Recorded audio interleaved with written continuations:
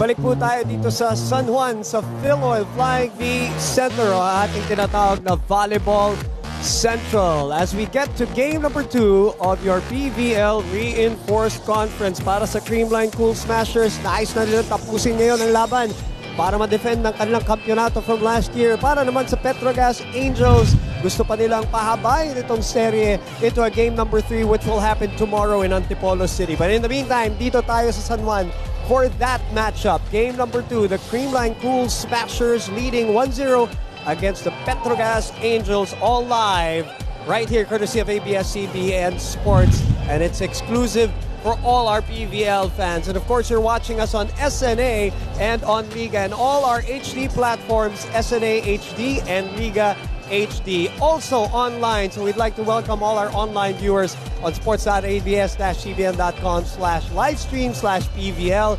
premiervolleyballleague.com, and iWant. For ABS-CBN Sports, I'm Boom Gonzalez, kasama si Mosey Ravena, and of course ang ating panel at large, Janine Choi. Ready na kami for game number 2 for your PVL 2019.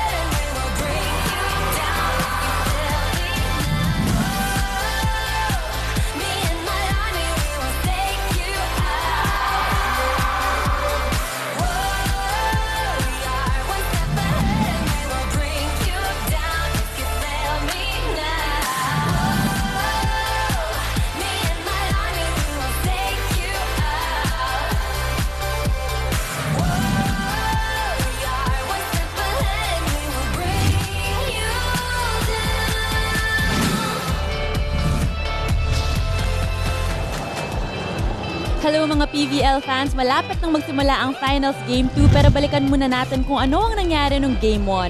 After Petro Gazz took set number 1, the defending champions Cool Smashers woke up to win the next 3 sets. Para sa kupunan ng Gazz Angels, it was a combination effort from their import duo Will Masalas and Jay Johnson, but they just really couldn't get the enough support they needed from their local players. Ang Cool Smashers naman will be entering this game with a high morale after coming from a 12-game winning streak. Tama, no? They're looking for lucky number 13 and the game and the win that will defend their title. Mosey, explain to us, kasi yung fans, syempre inaabangan itong laban na to. Pero yung dalawang team na nakita natin kanina, who battling for third, nakaabang din dito sa laban na to. Bakit?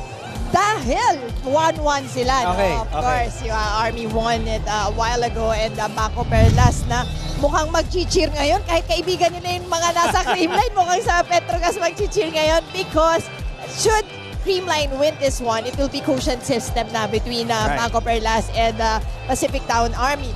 Pero pag nanalo naman ang Petro Gazz, syempre naman, may isa pa tayong laro. So pati sila, may isa pa ring laro. Tangan-tangan Kaya natin. sabi ko sa'yo, medyo wala mo ng friends today. Oh, kaya hindi muna alis sa venue ang Army at saka ang Bangko Perlas dahil nakaabang at nakatutok sila dito sa ating game number 2. Now, ang daming tao dito sa loob ng Philoy Flying V Center, Janine, pero marami pa rin nasa labas. Kanina nakita kita, sumisilip ka, naglalakad ka sa labas. Anong nakikita mo doon? That's right, Boom. Actually, I saw a crazy long line of PVL fans waiting in queue just to get inside here in San Juan Arena. I even heard that some of them were waiting since 12 p.m. para lang siguradong may upuan sila bago nagsimula yung laro. Imagine kahit ang init, kahit ang iba sa kanila nakabilad sa araw, kitang-kita mo friend the excitement on their faces.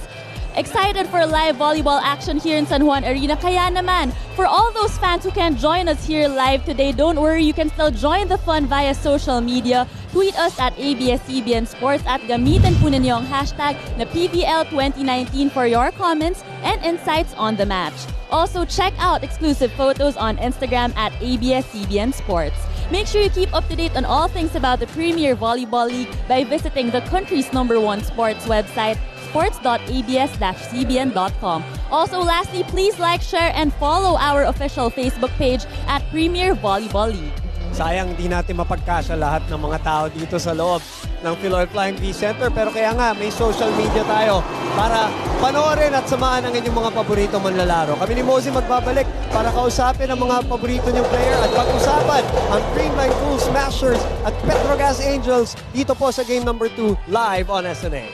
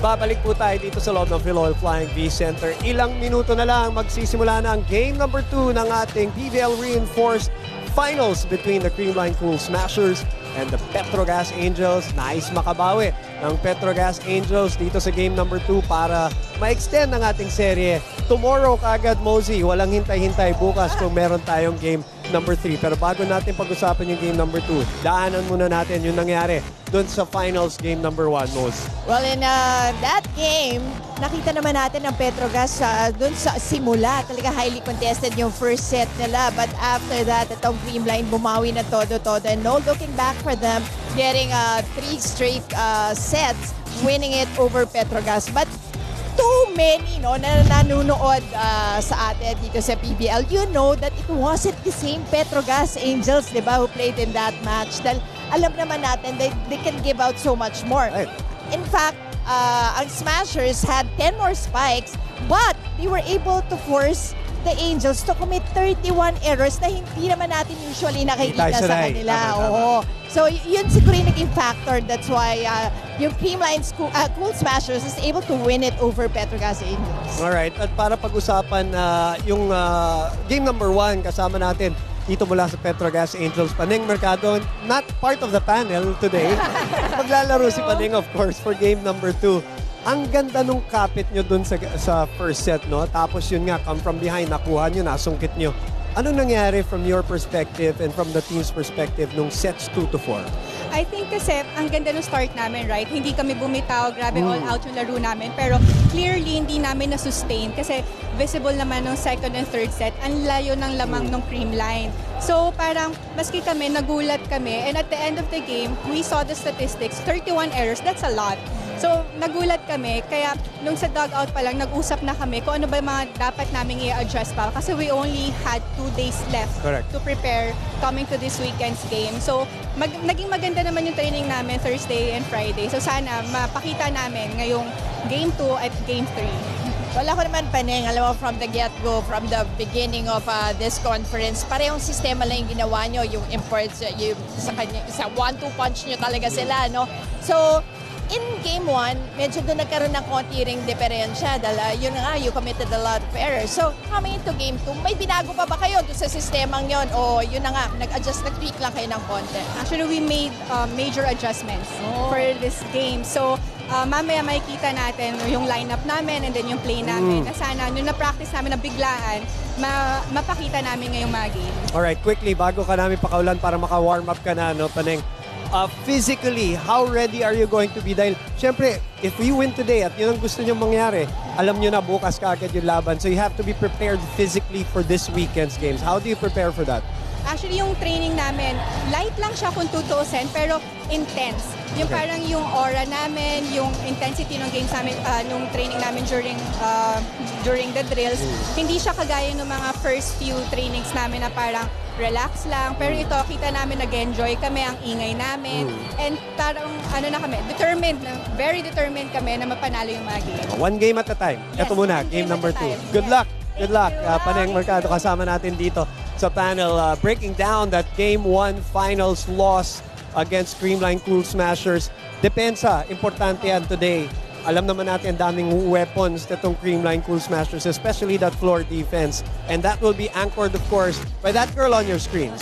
Siyempre, alam mo si Sian, nung game double-double nga ang na-produce ni Sian. And unlike sa Creamline na dalawa ang nagpapalit na libero nila, si Sian Cruz, siya lang ang mag-isa, no? Ang gumagawa Correct. ng trabaho dito sa Petro Gazz. So, yung hindi mo rin maalas na baka in the end napagod rin siya dun sa game 1 na yun. But I'm sure coming in today, well-prepared, mindset. Wala nang pagod-pagod. Alam niya na, pwedeng siya uli lang, di ba? Siya lang maglalaro. So, I guess it's finals na to, boom. You know, it's all Correct. mostly mental Correct. for these players. Wala nang pagod-pagod para dito sa game number 2. Their backs are against the wall. Para naman sa Creamline Cool Smashers, isa na lang para makuha nila ang kampyonato dito sa Reinforced Conference. At pag-uusapan natin sila at kakausapin natin ng isa sa kanilang manlalaro sa aming pagbabalik dito sa inyong PVL 2019.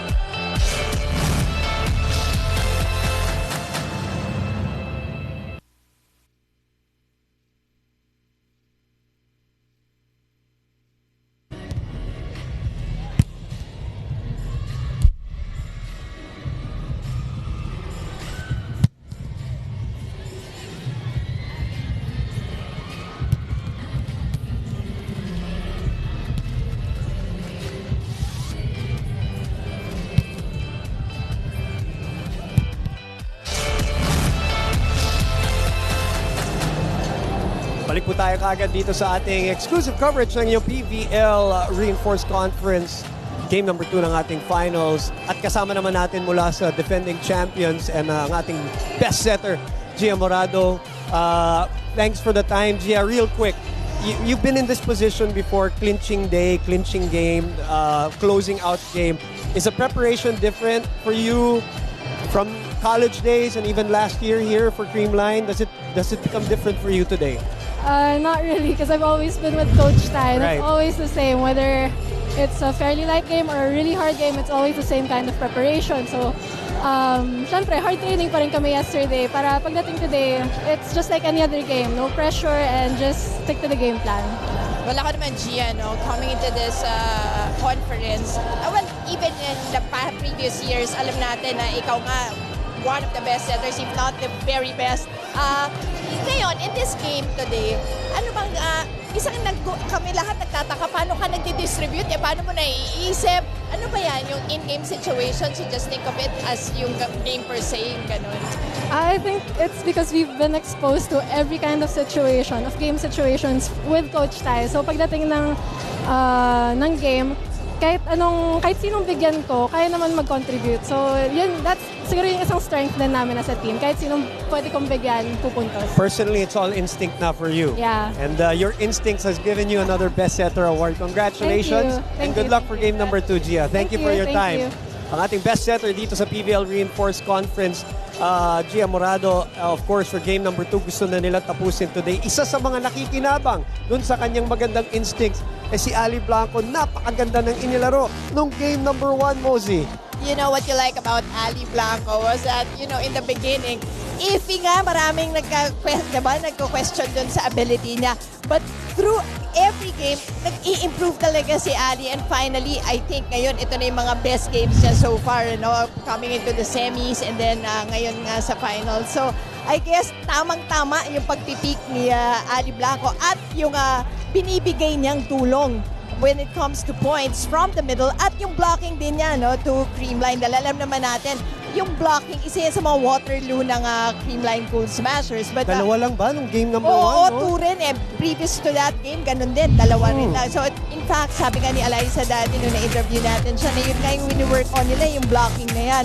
But, sometimes it's not just the points that you produce off blocks, but also yung ma-deflect mo lang yung bola, Delay, just slow down the ball para lang maka-compensate no, ng konti or para madali for the floor defense. All right, that's Ali Blanco, of course, who loves Coach Tai, has Yes, changed the way she has trained since Coach Tai, and she loves Gia Morado, and she would love it if they could finish the series today. Samahan niyo po kami, as usual, katulad na sinabi ni Janine kanina, at ABS-CBN Sports on Twitter, on Instagram, and of course on Facebook. You've got no excuse. We've got all the platforms for you to follow, pati na rin sa iWant. And of course, DJ Jimmy, entertaining the jam-packed Phil Oil Flying V Center na ready na para sa ating game number 2 of your PVL 2019 Finals for the Reinforced Conference.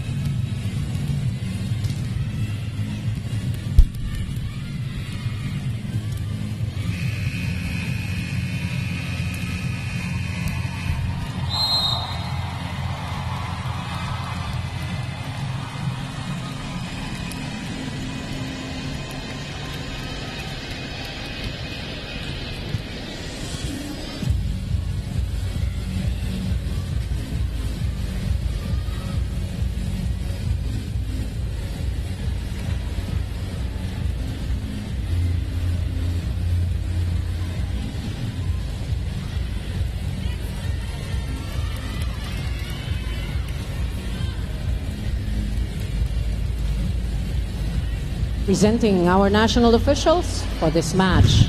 First referee, Mr. Bob Malena. Second referee, Mr. Erlindo Eusebio. Let us welcome our starting lineup from our Petro Gazz Angels.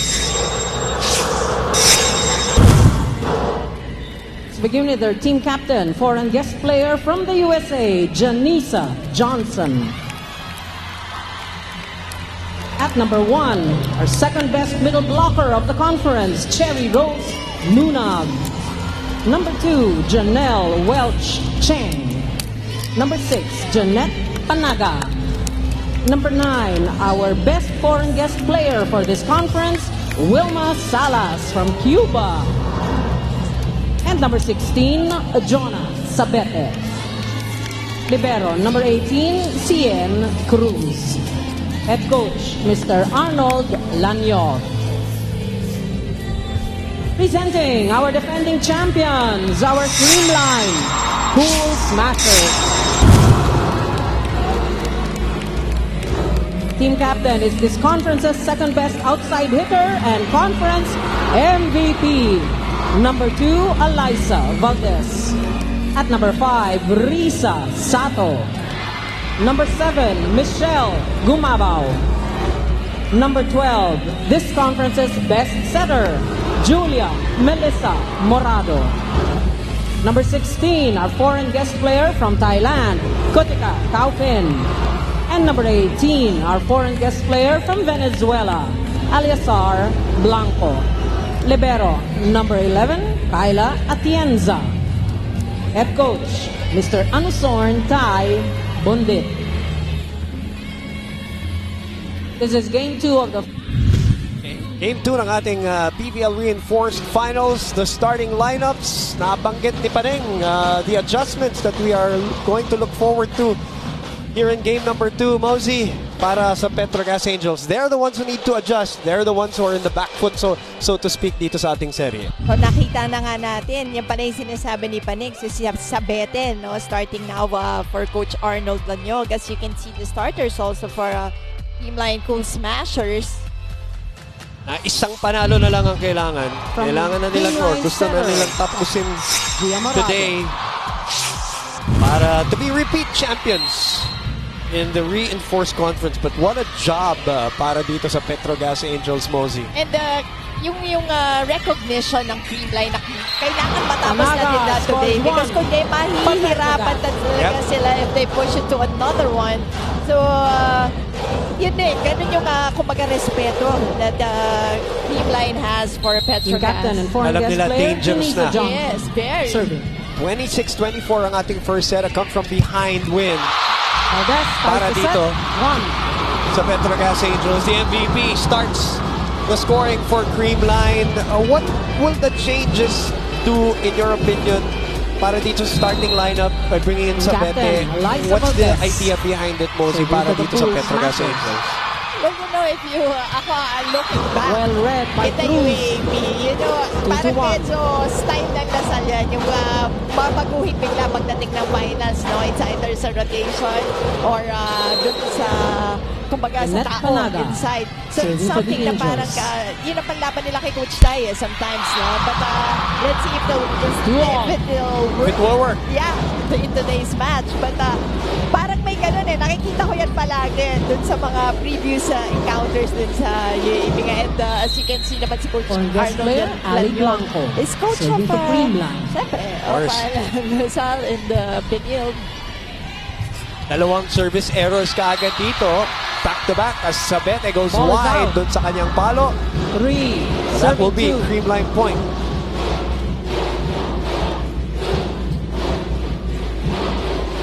Ale Blanco.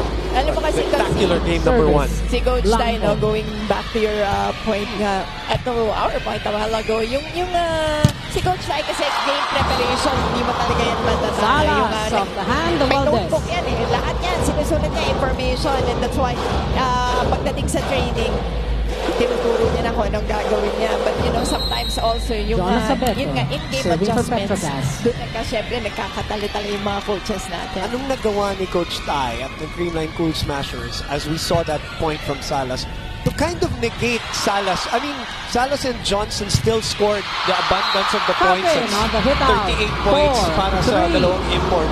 But Salas was not as impactful, Mosey, in that game number 1. Anong nagawa ng Creamline? Anong nagawa ni Coach Tai from a defensive standpoint? Well, you know, you've seen Salas score a lot more than exactly. And tsaka may impact, diba? Elimination games pa lang yan, ano? And you know that she could have scored a lot more. But in that match nga, they were able to stop the 2 imports of Petro Gazz. In the same manner, yung imports din naman nila, gumana rin. So parang na-neutralize, and then it was all about the locals. Speaking of imports, Down Alpin finds the line for a 2-point lead. 5-3 para sa defending champions. Look at this. The long attack to the back row, back line. It's Gumabaw serving 5, serving 3. That's out. So we have 3 service errors so far. Maybe a little bit of game 2 jitters and adrenaline. Looking for another championship. Okay, Coach Tai. Wala pang upo. Walang upuan ngayon. That's outside. So 6-4 ang ating talan. Puntahan natin ating panel at large and reintroduce you to Janine Choi. Boom and Mosey para kay Jonette Panaga, talaga nang hihinayang sila sa nangyari ng Game 1. Alam nilang marami silang forced errors na bitawan, kaya naman ngayong araw talagang naghanda sila. Mas tinibay nila ang kanilang depensa, nag-extra sila sa blockings at nag-focus din sila kung paano makaka-opensa ng maayos ang kanilang middle blockers. Sinabi ni Jonette na hindi sila dapat maging 100% reliant sa kanilang mga imports. As a local, alam niyang kailangan nilang mag-step up at mag-contribute. Sa laban na ito, target nilang ma-distribute ang bola sa lahat.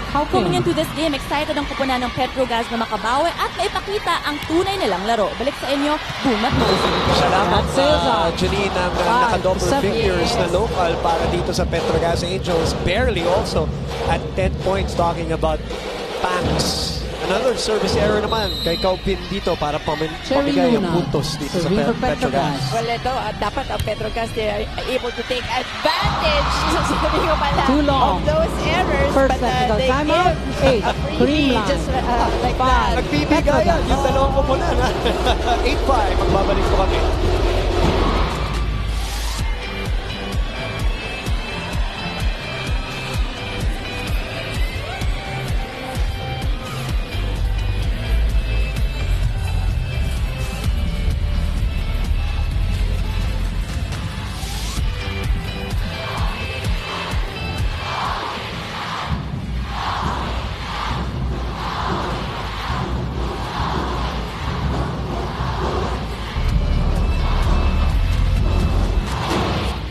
Coach Roger Corream citing, of course, Coach Phil Kainglet Cayetano back in college in Ateneo.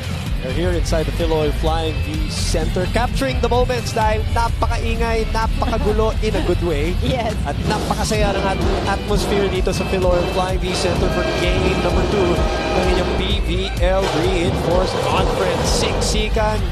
At panay pink at red ang nakikita ko, Boom. Diba?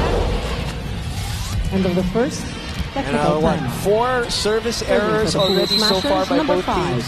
8-5 ang Risa. ating score. Sato serving. Johnson. That Too wide. is wide. 9-5. That is what happened in match number 1. Yung errors from their attacks. Maraming mga wide at long balls na nagaling kay Johnson Service. at kay Salas Sato. na hindi mo talaga, di ba nakita masyado coming into the finals. Collectively, Yeah. as a duo. Off-speed shot. No, this will go on. There's a little bit of a confusion. Tuloy-tuloy ang laban natin dito. And Valdez na kinabang dun sa pagkakagulo Valdez. na nangyari. Off the hand Kasi of sabi ni Sabeto. Coach Ty, legitimate, may pancake. Sabi ni Coach 10-5. Arnold, hindi. Tignan natin ha. Ito yung push of speed. 1. Ito Time yung out. Petro kinokontest. Gazz Angels. 2. Yan kaya ang sinasabi niya Tumama sa na. floor na. Oh, tumama na sa floor yung kay Kaupin. Eh tapos sinungkit pa ni Michelle Dumabaw pakabila. So that's supposed to be the 3rd touch. So Valdez will get the point after she attacks this one. Lamang na 5. Everyone to put the ball, cross or long. Offset, below na. Okay. Pagpagpagin na.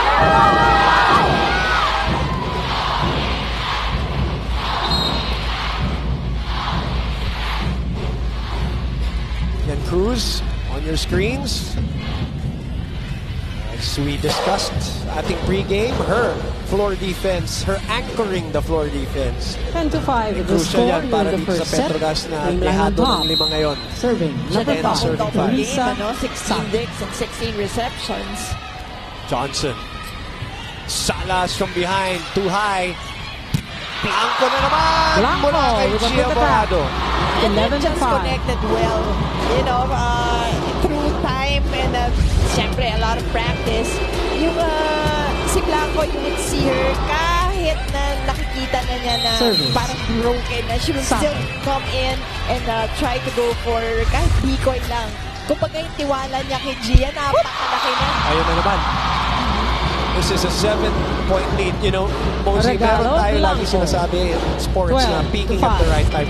Si Blanco is personally parang peaking at the right time in terms of her chemistry, Service. her, you know, Sato. her gelling with this team and yung basa niya dun sa kanyang mga kapunan at kanyang mga kakampi.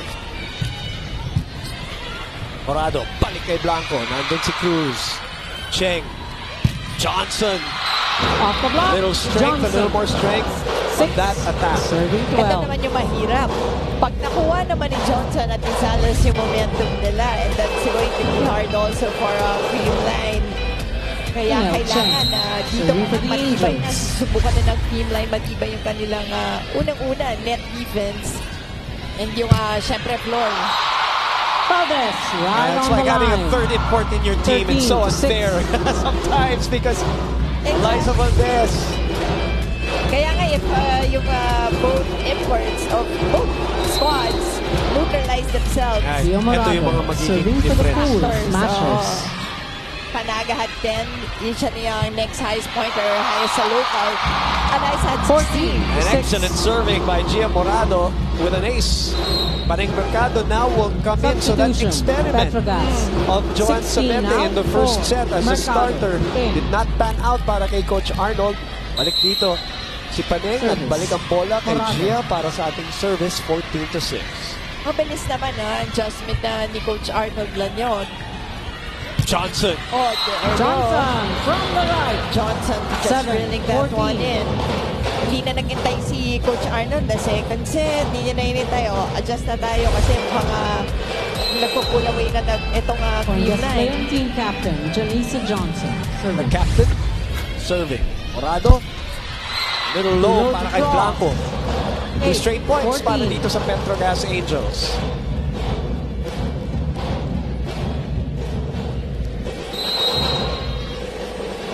Service, Johnson. Panaga denies entry. Valdez mula sa likod. Valdez off the hand Gets of the point. Johnson. 15-8. 16, sorry, check that. 15-8. Looking to celebrate and win another Captain, championship Eliza with their Valdez. partner in crime, This is Gia, Creamline. and their coach Tai. Their own big three. Oo nga. Salas. Woo! Alpin was there, Salas but off the hand the of rest of the Calvin. team could not get to the ball. 15. Sayang yan because ang hirap. Nakita niyo naman how powerful that hit was. And Kaupin was already there to take it pero walang Net Panaga. nakahabol din sa Service second for Petro ball. Nine serving 15. Panaga with a good serve. Inihatid yung bola kay Kaupin sa kabila. Salas digs it up. Cheng, balik kay Salas. Hit out. Salas Mula kay on the Wilma hit out. Salas. And Salas, 10, just from a 15. physical standpoint, from an eye test, Mosey, compared to game number 1, looks more engaged here in game number 2. And kung pwede lang 2 points yun because she Panaga. was able to take Big. that Kaupin. powerful hit from Kaupin. Tapos yung transition, ang bilis no, to go to offense. Kaupin susubok uli. Johnson was there. Sa likod din nila kay Paneng. Morado. Gohing. Sa kanyang kaibigan na matalik. Unable to score. Balik naman dito sa kabila. Dow, inalalayan ng konti. Sumabit sa net There's si a net Paneng. touch called on Mercado. And a second technical timeout and a 6-point lead para dito sa Creamline Cool Smashers. Second technical timeout. 16. Creamline. 10. Petro Gazz.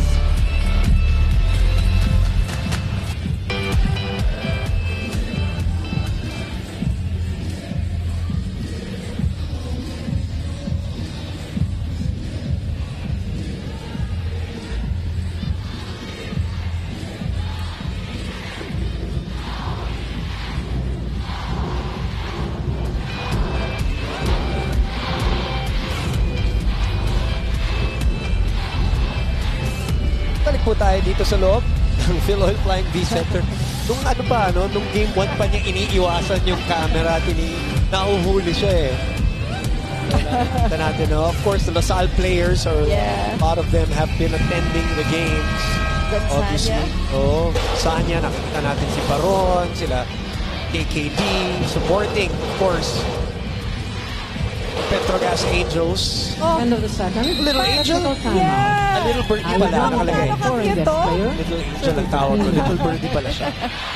Mga baby sneezer Ruben Malonzo. Oh, nice. And a 7-point lead Off the as block. MG gets it through a 17 loose to 10. double block para sa Petro Gazz. This is what MG brings to the team. Alam mo yung may mga veterano, Oh, mga yes. smart moves na ginagawa din si Blanco. Michelle Gumabaw is just so ready for mga ganyang style.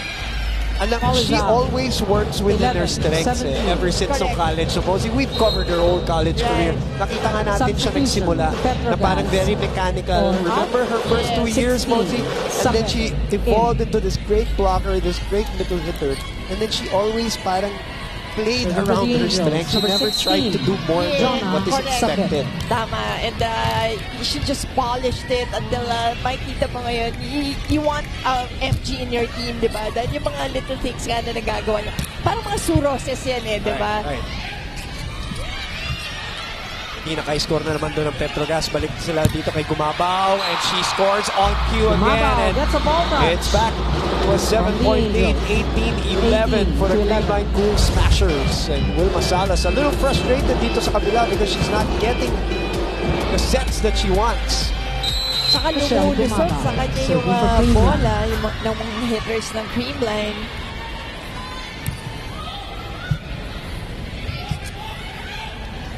Johnson. That is just pure athleticism. Alam mo, first ball pala you can hear Coach Dive. Yes. Back row. Alam na niya na pupunta sa back row with Johnson there. And true enough. Barely stepping on the line.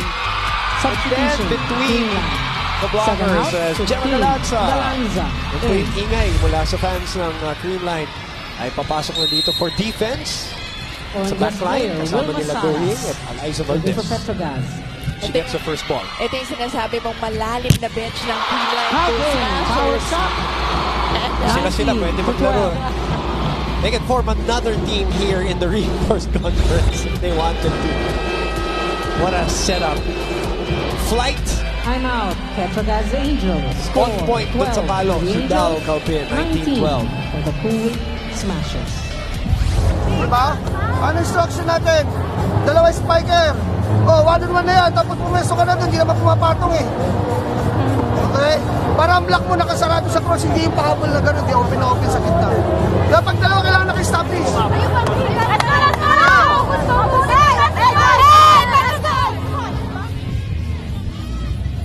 Ano, timeout na niya yan, ano? Para kay Coach Arnold. Kanina, 10-5 yung timeout niya ngayon, 19-12. Well, alam niya, he's still in this game naman. It's a 7-point lead in the mid portion of the first set. So, kailangan naman konting reminders din sa girls at nire-remind niya nga yung blocking inuna. Kailangan habulin niya yung... Huwag niya, ayaw nga niya na hinahabol. Ang gusto niya, pantayan yung cross court. Another missed opportunity dito to attack. Cheng. Johnson for the hit out. Nahabol pa. Buhay pa. Naisip pa. At nakapuntos. Hindi. It was beyond the antenna. That would have been the play of the year. 13-19. Hindi ako makahinga. Lahat tayo parang okay. Mapagiging putos pa to because that was just incredible coming from Substitution. the underhand set of Gia Barado. On the other side. Sino ba nag-save? Si Dao ba? Nag-save ng bola nung first ball. And makikita mo yung Creamline na maganda doon. Nakita si Johnson went for that off the block game. Yung tansik na bola, ready kagad sila. Nandun sila kagad sa blue lane, di ba? Nakaabang. Joey Prado pumasok para mag-serve. Anim ang hinahabol ng Petro Gazz. Valdez nakakita na naman ang butas sa likod ng mga blockers. Coverage was late for Joan Sabete. 20-13. And again, alam mo, you've seen her do that again and again. Pero yung perfect placement kasi at the timing, And Eliza, perfect read. when to do it, diba? It helps that you can elevate as long as she does in the air para makabasa ng depensa. Parado. That helps. Blanco on the shoot set. And Creamline with a dream start dito sa ating game number 2. All systems go. Salas could not get that ball up. Service. Saka. Oh, nice serve. Gia. Balik kay Eliza. Long ball. Valdez on the Pumasok line. pa rin. Valdez getting that 20-13. last point.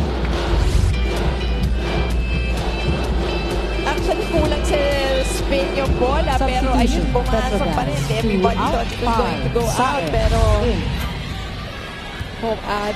point given to Creamline as Said comes in. Sato. Saet.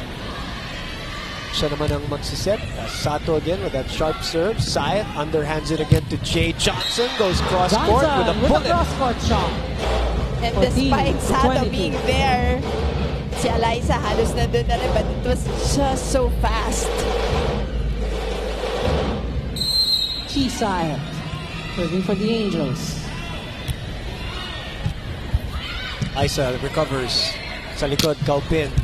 Easy ball para kay Sala. Saet binigay kay Panaga. Walang tao doon. With a quick push. 7 points ang 15 kanilang to inaabol. 22. Their biggest deficit was 9 para dito sa Petro Gazz Angels dito sa ating set number 1. And this is what Petro Gazz has to do. They have to activate their middle hitters para may, kumbaga, mahirapan din naman ang depensa. Creamline. Through the block. 2 points away from a first set win.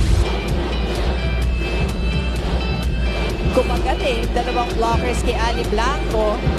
Ibang Ali pala yung tumira. Creamline. That's the luxury that Coach Tai has. Gumabaw. In. And Alyssa Valdez, you can see her. She just wants to get this one. Yep, determined. You know, yung, alam mo yung itsura niya, diba, na really wanting to win this. But of course, Mahirap kaya nun, in 24 hours, laban uli kayo. Talo pa kung sakasakali, di ba? You're carrying a loss, and you're carrying it for 24 hours. Kaupin mula sa likod! Set point for Dow, Kaupin, and the rest of the Creamline Cool Smashers.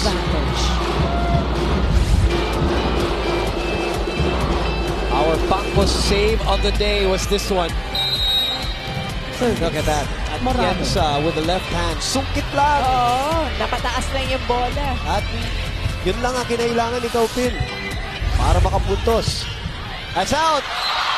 And game number 2 is off to a flying start para sa mga fans ng Creamline Cool Smashers. Nakauna na naman sila dito.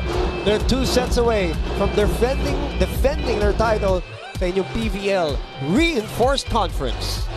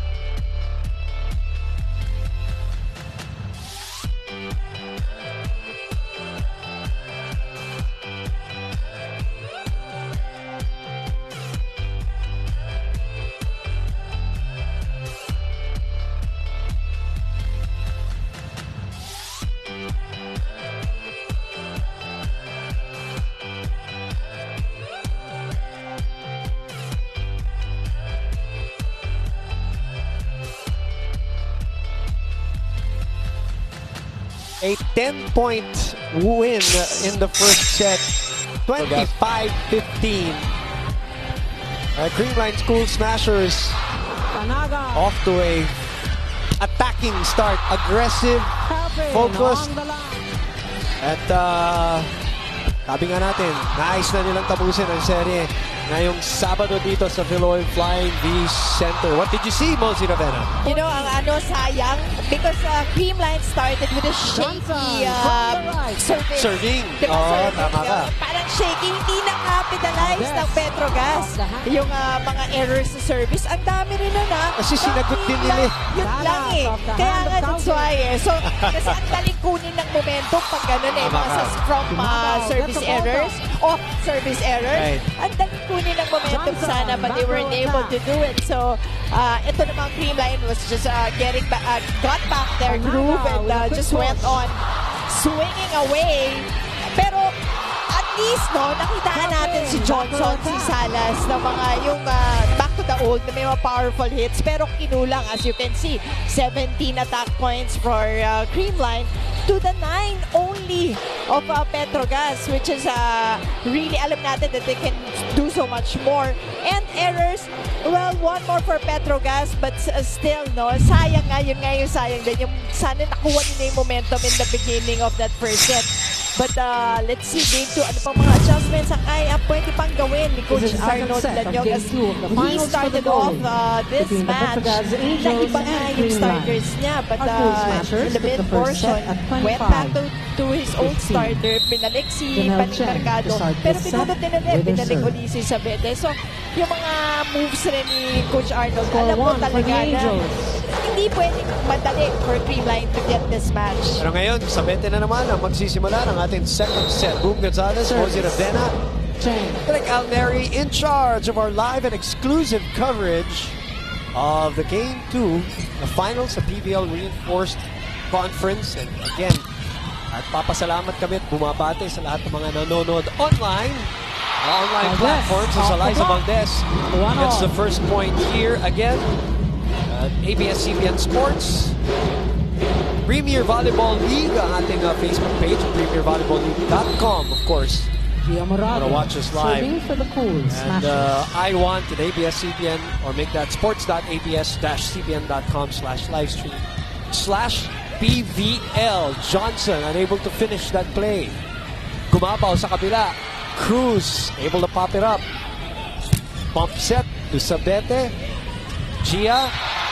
It will go. An overreach. Yung ba yung tinawag? Yes, against Petro Gazz. Malena calling that one. They got to cut this once again. Kasi pasip si Gia. Have to give the setter the opportunity to set. That's the rule. It's always one of the toughest calls, of course, sa net. At ginagamit talaga ng mga setters yan. Pag nakita na naka-block na, naka-forma na yung mga kamay dun sa ibabaw ng net. Tapos alanganin yung pasa sa kanya. Talaga isi-set lang ng blocker yun.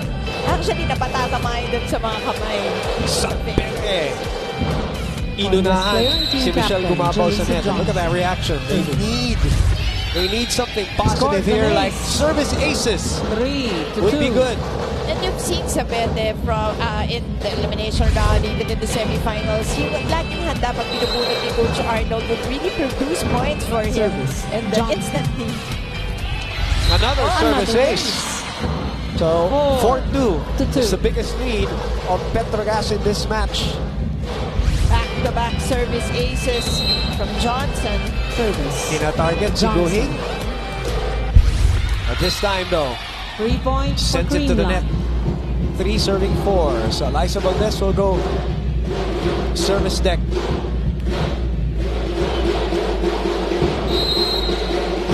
Eliza Valdez, The other alley. team captain. Ali and Ali.